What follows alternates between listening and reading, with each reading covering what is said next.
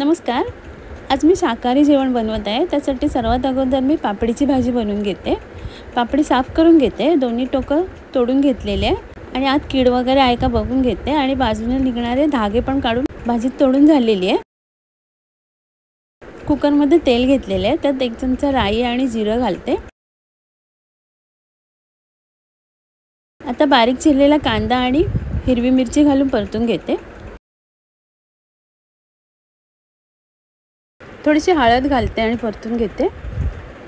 चवीप्रमाणे मीठ घालते आणि मिक्स करून घेते. किसलेलं खोबरं घालते आणि पुन्हा एकदा मिक्स करून घेते. 2 चमचे पाणी घालते आणि कुकरला झाकण लावून 2 शिट्ट्या काढून घेते. 2 शिट्ट्या झालेल्या आहेत. झाकण काढलेलं आहे. भाजी शिजलेली आहे. वरून कोथिंबीर घालते. पापडीची हिरवी मिरची घालून भाजी तयार आहे. इथे मी फ्लावर आणि बटाटा घेतलेला आहे.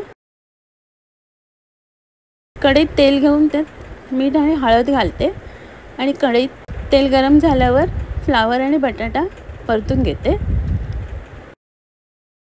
5 मिनिटं परतून झाल्यानंतर कढईत थोडंसं तेल घालून 1 वेलची, 2 लवंगा, दालचिनी, जिरं, 2 सुक्या मिरच्या घालून परतून घेते आणि आता सगळं मिक्स करून घेते.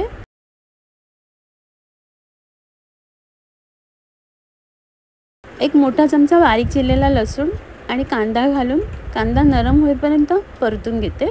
कांदा नरम झालेला आहे. भाजी पण शिजलेली आहे. धणे पावडर, लाल मिरची पावडर आणि हिरवी मिरची घालते आणि सगळं मिक्स करून घेते आणि झाकण लावून वाफ काढून घेते, म्हणजे मसाला लागेल भाजींना. बटाटा शिजलेला आहे. फ्लावर बटाट्याची भाजी तयार आहे. वरून कोथिंबीर घालते. इथे कढईत मी तेल घेतलेले आहे. त्यात तमालपत्र आणि जिऱ्याची फोडणी घालते आणि एक बारीक चिरलेला कांदा परतून घेते. कांदा लालसर झालेला आहे. तर मी आलं आणि लसूण बारीक चिरलेलं घालते आणि मिक्स करून घेते. आता एक मोठा टोमॅटो बारीक चिरलेला घालते. थोडंसं मीठ घालते आणि झाकण लावून टोमॅटो शिजून घेते. टोमॅटो नरम झालेला आहे. एक बारीक चिरलेली हिरवी मिरची घालते आणि मिक्स करून घेते. लाल मिरची पावडर, धणे पावडर आणि हळद घालते. थोडंसं पाणी घालते मसाला करपू नये म्हणून. तुरीची डाळ आणि मुगाची डाळ मिक्स करून कुकरला शिजून घेतलेली आहे, ती घालते आणि चवीप्रमाणे मीठ घालून थोडंसं पाणी घालून डाळीला उकळी काढून घेते. इथे मी भांड्यात तूप घेतलेलं आहे. त्यात 2 सुक्या मिरच्या घालते. बारीक चिरलेला लसूण, हिंग घालते, लाल मिरची पावडर आणि बारीक चिरलेली कोथिंबीर घालून डाळीला वरून फोडणी घालते.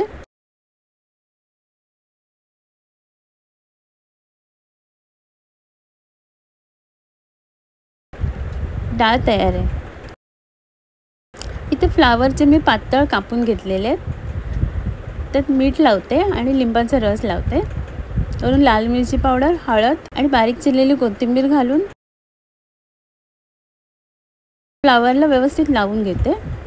इथे प्लेटमध्ये मी रवा घेतलेला आहे. तर फ्लावरच्या तुकड्यांना लावून घेते अशा प्रकारे. ते पॅनमध्ये तेल गरम करायला ठेवले आहे. त्यात फ्लावर मी फ्राय करून घेते. एका बाजूने फ्राय करून झालेले आहे. आता दुसऱ्या बाजूने फ्राय करून घेते. फ्लावर शिजलेलं आहे. क्रिस्पी करून घेते मी दोन्ही बाजूने. आता मी सर्व करते.